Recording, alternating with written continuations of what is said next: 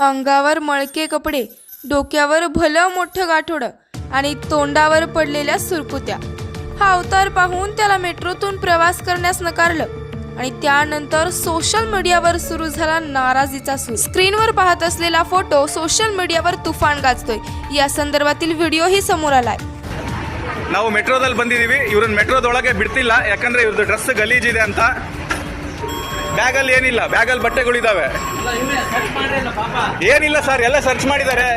डोक्यावर भलं मोठं गाठोडं, मळकं धोतर आणि शर्ट घातलेली ही व्यक्ती एका मेट्रो स्टेशनवर आली। त्यानंतर त्याने मेट्रोचं तिकीटही काढलं। मेट्रोतून प्रवास करण्यासाठी तो मेट्रोत एंट्री घेणार होता, परंतु तितक्यात मेट्रोच्या सुरक्षा रक्षकांनी त्याला अडवलं आणि मेट्रोतून प्रवास करण्यासाठी त्याला नकार दिला। कारण काय, तर त्याचे अंगावरील मळके कपडे। या व्यक्तीला अडवलेलं पाहताच प्रवाशांनी इथं गोंधळ घातला। प्रवाशांनी थेट सुरक्षा रक्षकाला झापलं। मेट्रो फक्त VIP लोकांसाठीच आहे का, असा प्रश्न एका व्यक्तीने अधिकाऱ्यांना विचारला। हा व्हिडिओ नक्की कुठला आहे आणि ही व्यक्ती कोण? ही घटना बंगळुरूत घडली आहे।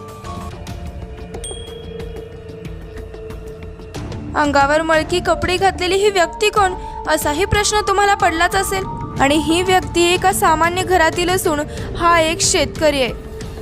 भारत देश हा कृषीप्रधान देश म्हणून ओळखला जातो। शेतकरी जगाचा पोशिंदा आहे आणि याच पोशिंद्याला मेट्रोतून प्रवास करणं नकारणं हे सर्वात मोठं दुर्दैव आहे। हा व्हिडिओ सोशल मीडियावरती व्हायरल झालाय।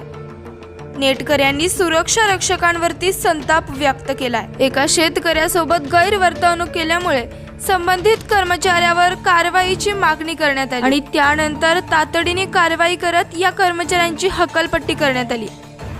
ನಾವು ಮೆಟ್ರೋದಲ್ಲಿ ಬಂದಿದ್ದೀವಿ। ಇವ್ರನ್ನ ಮೆಟ್ರೋದೊಳಗೆ ಬಿಡ್ತಿಲ್ಲ, ಯಾಕಂದ್ರೆ ಇವ್ರದ್ದು ಡ್ರೆಸ್ ಗಲೀಜಿದೆ ಅಂತ।